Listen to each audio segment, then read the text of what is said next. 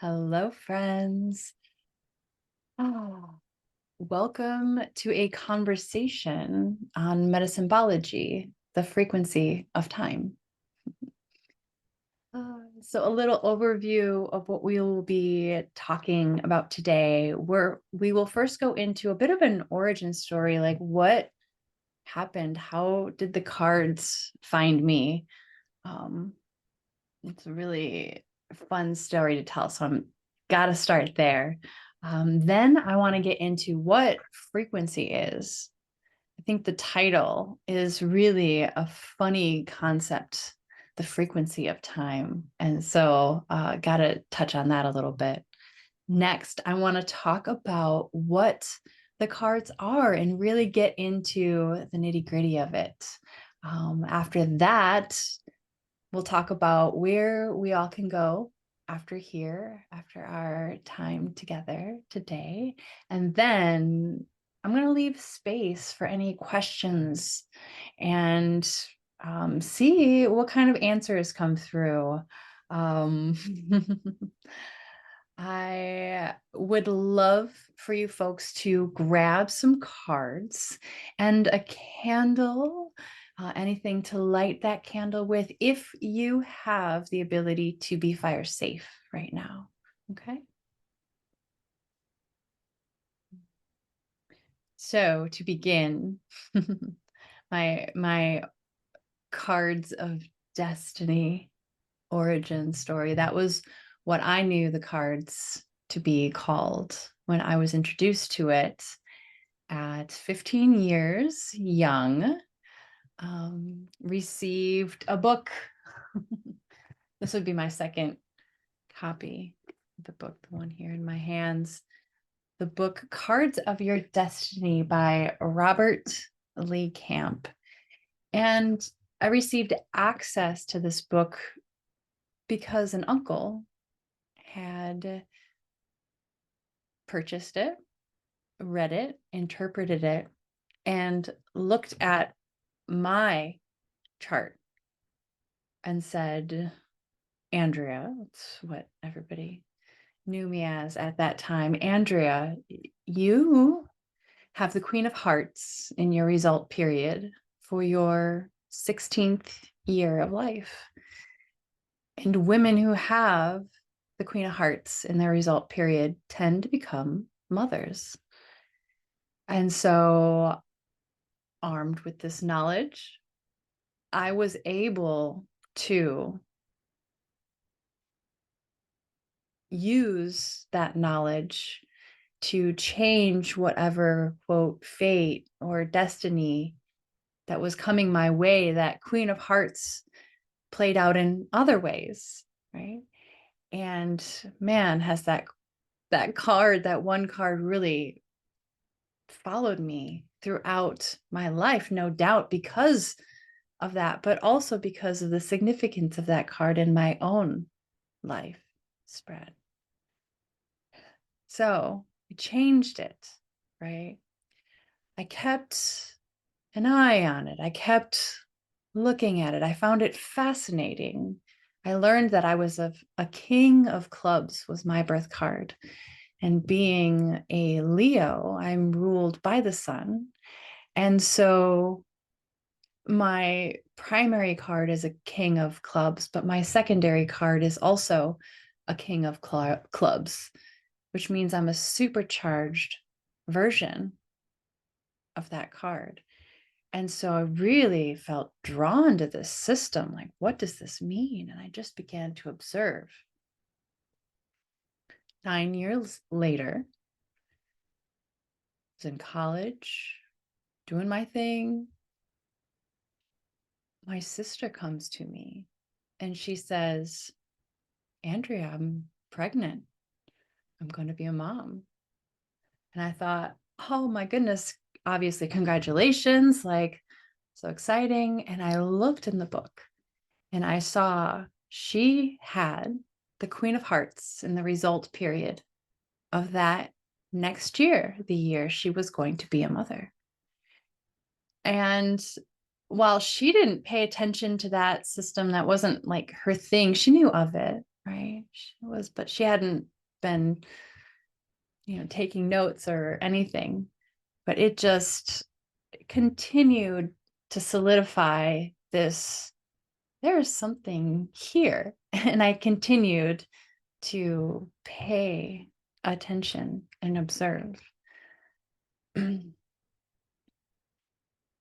next part of this origin story, you could say, and to the person that I am here today, would be January 2nd of this year. So nearly 1 year ago, I ordered my Healy device. And through using that tool, the frequency tool, I actually became more and more and more myself. That the best consequence I feel of using this device is that I really truly feel like the most authentic version of self that I've ever been in my life. And I feel like that's something we're all looking for anyway. Through this, I remembered how I loved the cards of destiny. I love talking about the cards. I could talk about this to anybody for hours on end. I discovered my it factor, so to speak. And I got to remember how the cards are essentially archetypes, and different archetypes are different frequencies. And so as we're going throughout our days experiencing different frequencies, they're all just the frequencies of time. But yet it's a funny kind of word, the frequency of time, because in order to define frequency, we use the word time. Frequency, if you look it up on Wikipedia, Google, it says that frequency is the number of occurrences, so a repeating event per unit of time. So frequency is the number of times per time. So it's just like a repeating thing there, and you like cancel both of those out. It's just frequency is the definition. And so to me, it points to the very pure nature of that expression that's here. And it's only one form of expression. There are a gazillion of them. But this system has been endlessly fascinating to me. And so I'm really excited to continue to talk about this. And this is why I had to show up. And I was super excited at the invitation. A special thank you to Kimberly Gare for the opportunity to chat today. So thank you, love. So what are the cards, right? The cards. I think about our cardiac system. Okay. I love the concept of heart math. They have been studying our beautiful heart, which is actually a quantum frequency generating device. Quantum meaning that it taps into the field of everything, meaning that it's intuitive. It knows before something is going to happen. It will speed up in anticipation of an event that requires more oxygen in our cardiac and our cardiovascular system. How does it do this? Scientists don't know, but they do know it happens. I dare you, look up heart math, especially if you want to be blown away. Okay. We use our hands to interface with the cards, right? We shuffle with our hands if we're lucky, right? And our hands being an extension of our heart energy, our hands being our heart. No wonder No wonder it feels so intimate when we hold another person's hands.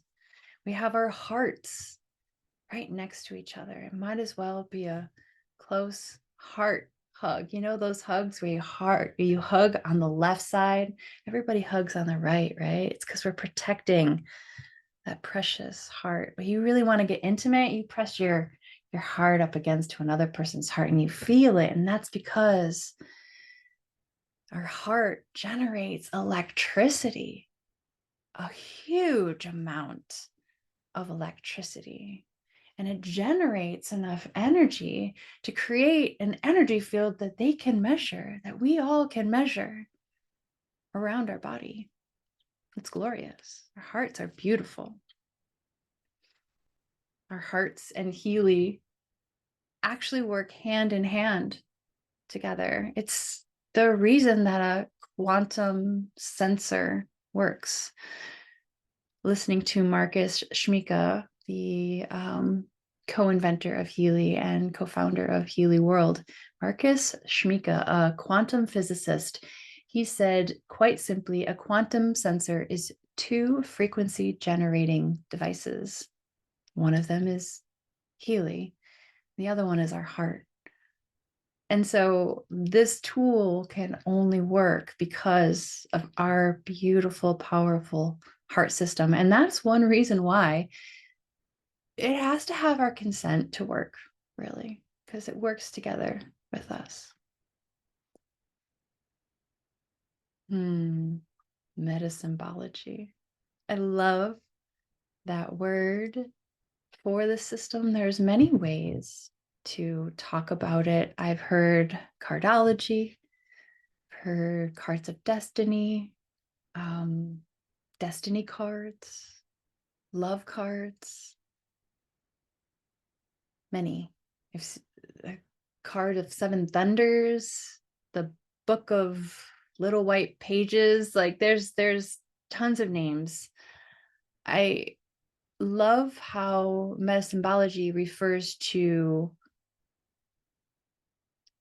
the pulling together of multiple systems of astrology, numerology, fractal geometry, just to name a few. Okay, there's a lot of alchemy in there as well. Okay, and like a meta-analysis being the most mature form of clinical research, metasymbology brings together the symbolic systems and sacred systems together to where it's both a scientific and mathematical system and a way that we can tap into our infinite quantum and divine and intuitive self. These are all systems of observation. Okay.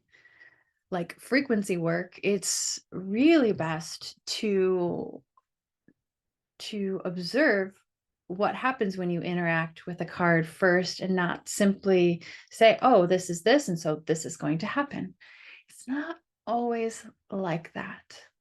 Maybe see how that card interacts with you first before judging it, because our brain always likes to prove us correct. So if we're creating assumptions first, it's a confirmation bias of a reality world. And I think a lot of us that are here are wanting to explore what's beyond what it is that we can just see in front of our faces. Let's see what's going on everywhere. So it's really fun to kind of have our own definitions, but also know that while we're learning, it's so fun and beautiful. People have, told us what a card means, and we can make our own judgments, our own associations, whatever works for you. But really, if you pay attention over time, everything will be revealed to you as you need it. Fractal geometry. There are tons of examples of how the system is as above, so below. For example, the first 2 cards that you receive in your life. When you were born, you receive 2 cards as an influence and or a blessing, right? And those are the same cards that rule over your 12 years of life. And so that's just a fractal. Also, the cards that you received for your first year of life are also the same cards that are your life cards as well. They influence your entire life. Another interesting tidbit about that is that those first cards you received, being your entire life spread, it also repeats at year 45. Everybody will experience that same year again. And this is a perfect example as to why many people experience a midlife crisis. You know, it becomes an opportunity for people to relive their life, have those cards again as an adult.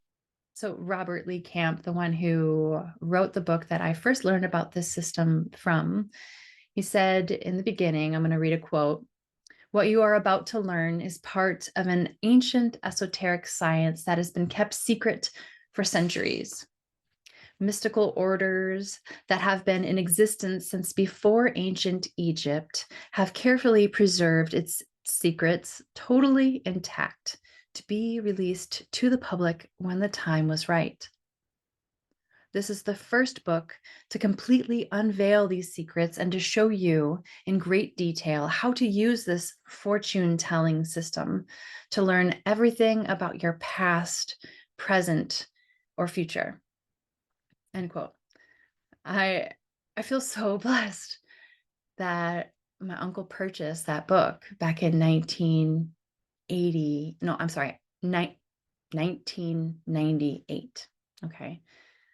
That is exactly when I was 15. This book came out exactly when I needed this information to allow me to experience my teen years and my 20s and most of my 30s to myself, because I knew I was going to be a mom. Like, I get that. Like, that was, I mean, that's the Queen of Hearts, by the way. The Queen of Hearts is the, you know, the Queen of Love, right? That's the mother card, right? Queen bee. And yeah. Just in time to help me choose my own fate with that. And so while this book was not the first book to talk about this system, it was the first book to talk in and lay out the detail of the system that is extensive. Back in 1893, Olney Richmond, that's Olney, Richmond, Richmond, he first made the system public, and he published the Mystic Test book. So Mr. Richmond said he was a self-appointed Grand Master of the Order of the Magi. He said that he received the secrets from a couple of French magia. And they had been taking care of this system all the way back from the time of Atlantis. So I would never make any specific claims about where these cards come from. In this soul, in this body, I don't know. But what I do know is that it's beautiful and eye-opening and fun, and has helped me to create a lot of order from a seemingly chaotic and invisible structure that the universe has, right? A system that we get to choose. I love how the cards play out the story of humanity. When we begin life, we start out as a heart. We are children. Our focus in life is the home and what love is. We are Aries, Taurus, and Gemini. After that, we go to school, right? We become a club. Our focus is on thought, knowledge, and communication. Those are the Cancer, the Leo, and the Virgo, right? Right? Makes sense. After we graduate from school, we become the adults. We become diamonds, okay? Our focus is on making money and passing our values on to our children. Once this is done, we become the elders. We become the spades. And our focus is the fruit, right? It's also the acorn, the fruit of our labor of life and what we are giving back to people. It's our life's work, and it's also our health, as well as the transition to the mysteries of life that happens beyond this one. Those would be the spades. And so a beautiful as above, so below fractals for how the cards show the suits. And same with the astrologies. I didn't finish with the last three. Our diamonds would be the Libras, the Scorpios, and the Sages, right? And then our spades would be the Capricorns, right? The Aquarius and Pisces. And so it's all a big sacred cycle. I love how the math of the cards, it's all so beautiful, right? So we have 52 cards. We have 5 plus 2 is 7, right? 52 cards, 52 weeks in a year, 7 days in a week, have 7 other observable planets in the sky. Pluto is a problem. And so the system has always known that and doesn't have it as a planet.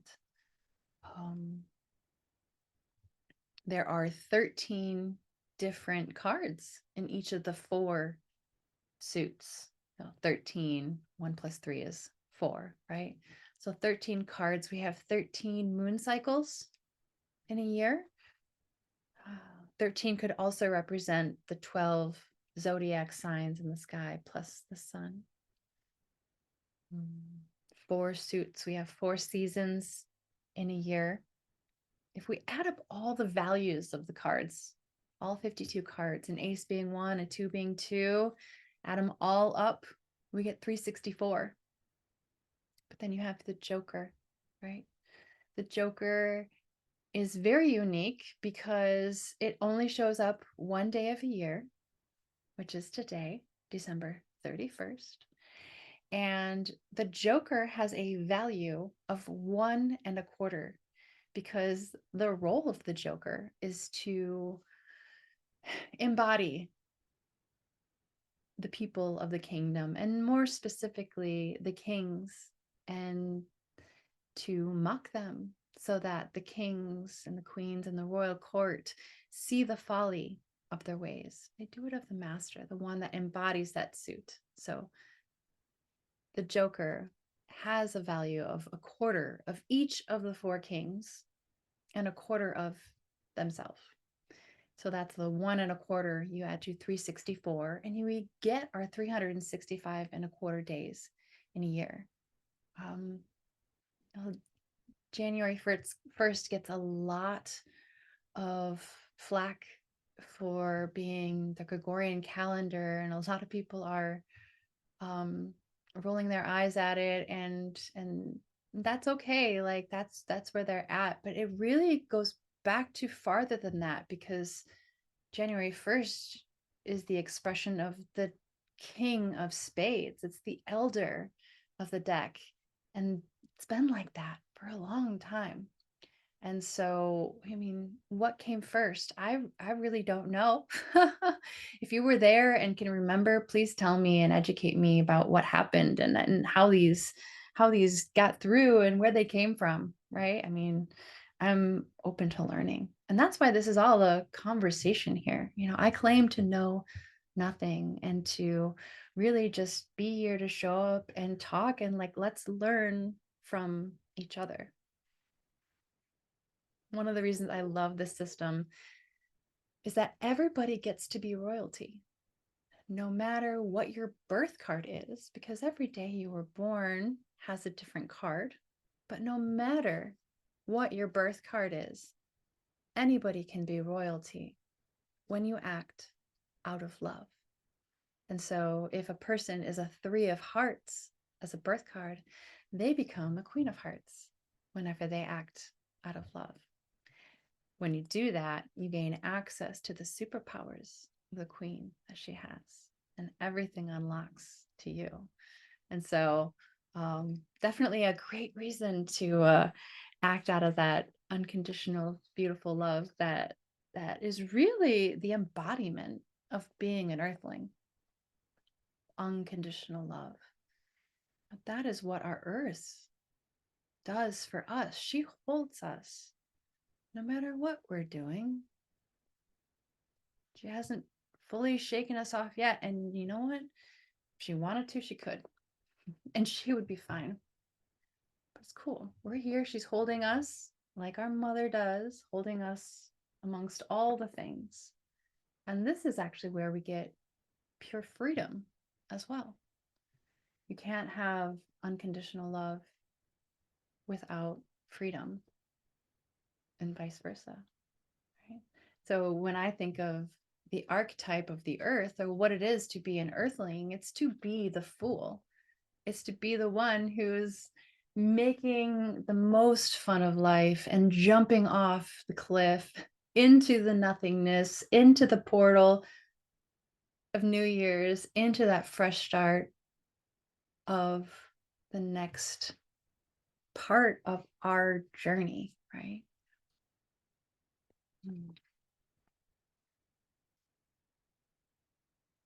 As I alluded to a little bit ago, every day has a different energy to it.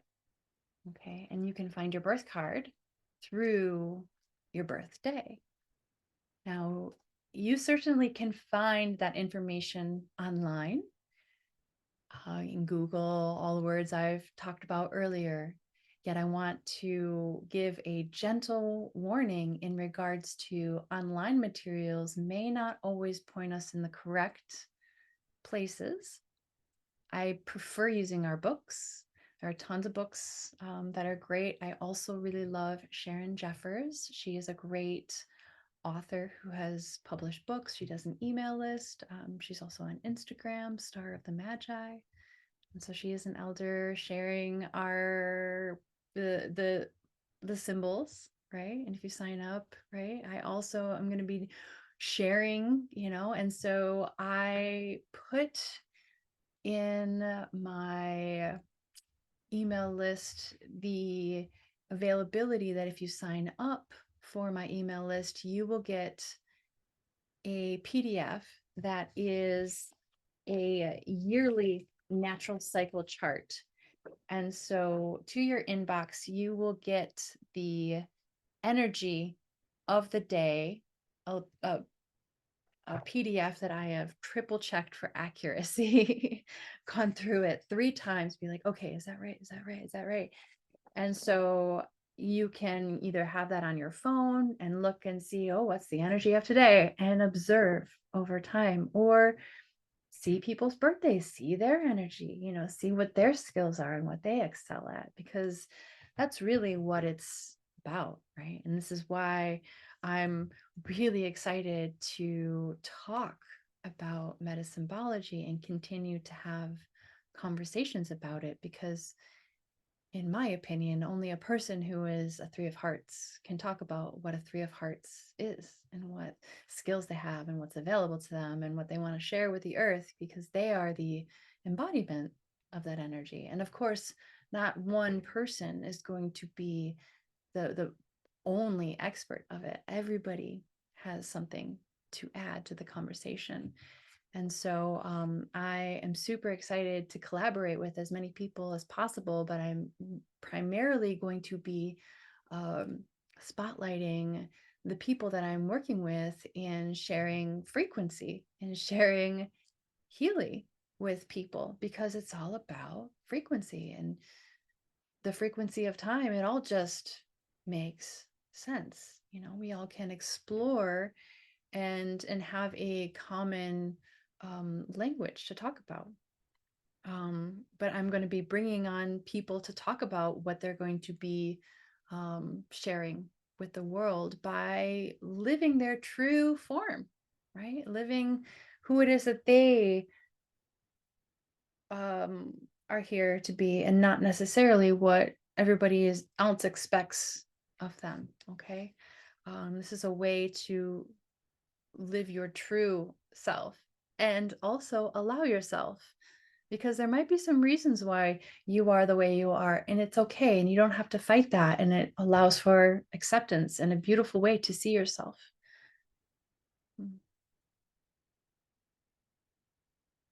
So that is a little bit about where we're going with the um, podcast and more conversations. I would love to open it up if anybody has questions.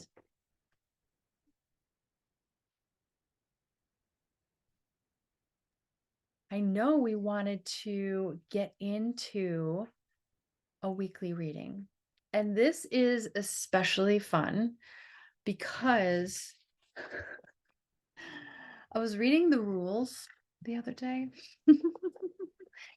And it's making me chuckle in so many ways. I'm going to literally read them just so everybody has a solid understanding of how to do a weekly reading.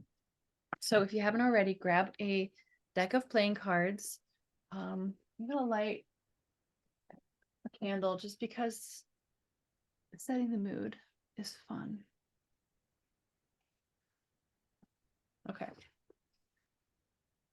So the rules for a weekly reading, this is something that we can do ourselves. And so while we have year-long readings and the cards like I've showed you, if you're watching the video, these are things that are already determined. We can tap into the now moment and understand and have a better understanding and a perspective from this system for the next coming week. Number 1, it says the reading is done every Sunday and covers 1 week, beginning the following day, Monday. Number 2, you only do the reading once. If you do not like the cards you drew, take a closer look at how you are interpreting them. Every card has a positive side. Number 3, it says, always use poker-sized playing cards, 2.5 inch by 3.5 inch, whenever possible. And never use any decks that have different faces on the jacks, queens, and kings than the standard faces.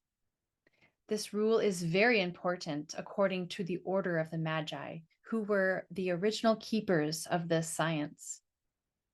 Never use the jumbo index cards or any larger size deck, as all of these constitute changes to the original deck of cards. Number 4, find a place in your home where you can leave these cards laying out for the next week, if possible, such as a tabletop or dresser top. In this way, you can observe them day by day as the week carries on. Number 5, remove the jokers from the deck before doing this reading. This is important according to the order of the Magi, as the jokers will spoil and make invalid the reading if left in the deck. I usually just throw them away. Number 6. One final thought is that we never perform the weekly reading on December 31st, which is the Joker's Day. On that day, which really has no card for its significator, no accurate readings may be obtained. Only Richmond was able to perform hundreds of mystical tests with the cards, but never on the day of the Joker. So those are the rules, right? So here we are on December 31st, talking about doing a reading, right? And I think that it is so perfect that we are talking about this system right now, okay? Because had we been back when this book was published, okay, fair enough. I get it. Like, we were still in the age of Pisces. And as we are shifting paradigms and as we grow as humans, and what just happens when art, symbols come into greater consciousness, it evolves. Okay. So this knowledge was released. So very much like Mickey Mouse is being released tomorrow. Mickey Mouse will be 100, I believe, or 95 years. And so the very first Mickey Mouse is not trademarked anymore. It's sort of like, I feel like this system, once it got released to the public, we were able to do things. And my first deck, which is in this box right here, has no Joker. I'm sure I threw it out, or I just didn't have it, or whatever, it wasn't significant. I still have a deck that's very, it's very original, right? The standard faces. But I also have this beautiful deck here that is from my mentor, Annie Dalter, gave me the Fae deck here that has this gorgeous set of Fae for the suits and the royal court cards. And if I feel called to use this deck, I'm going to use this deck. And that is because I have an internal knowing of what is right. I know for myself when something is right or wrong. And so if you heard those rules and you were like, oh my God, I would never do a reading on December 31st, this is your invitation to just not do a reading today. You have full permission.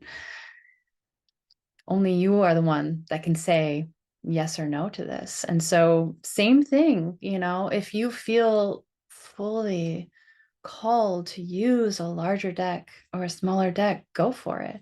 But I'll tell you, having it a certain size means that your fingers are touching a certain ratio. And that ratio, I believe it's actually the bridge ratio is the closest to a Fibonacci sequence and golden spiral number. So that's just a little tidbit for you. As somebody who will be publishing an Oracle deck herself, I've researched those numbers to be like, okay, how are we tapping in, right? The details are everywhere. So those are some of the rules for how to do, or for like to set yourself up for this weekly spread. Next, how do we do it? Okay. First, preparation. It says, find a quiet place in your home where you can be alone for 5 to 10 minutes, preferably where you can leave your cards laying out for the week, like we talked about. Light a candle, put on some soft music, burn some incense, be in ritual, whatever it is to give yourself an atmosphere of reverence for what you're going to do. Next, make sure you have a watch handy in order to time your reading. We do use time in order to tap into that quantum infinite now. So a watch with a second hand is essential. So what I've been doing, if you don't have a second hand watch, I will use my timer on my phone, like my stopwatch. I'll get that going so that I can start the stopwatch and I'll see the seconds going. So if you want to like start it and then give yourself a minute to like be with your cards and like really just give your cards some love for that minute, we'll give yourself that attunement, and then you can start the sequence when that minute hits so that you can have access to the seconds. So it says, number 1, keeping an eye on your watch, wait until the second hand reaches the 12 and begin shuffling the cards. There's no right or wrong way to shuffle the deck. Just be sure that you're handling and moving the cards around for exactly 1 minute. Number 2, when the second hand reaches the number 12 again, cease your shuffling of the deck and perform your first cut. A cut consists of removing some of the cards from the top of the deck with one hand, placing them to the side, and then picking up the remaining cards and placing them on top of the cards you removed. Note, you have a plus or minus 2.5 second margin for error in each of these timed actions. So don't fret if you miss the mark by a second or 2. It's okay. However, if you miss the mark by 3 seconds or more, just simply stop and start the shuffle again and your cuts and just start from the beginning. It's okay. So after you shuffle for a minute, you cut for the first time, you wait for 20 seconds, and then you cut a second time. When the second hand gets to the 8 or the 40-second mark, so another 20 seconds passes, and then you do your third and final cut. There is another special note here that says that you can use either hand for the cut, though traditionally the left hand was preferred because of its feminine or receptive nature.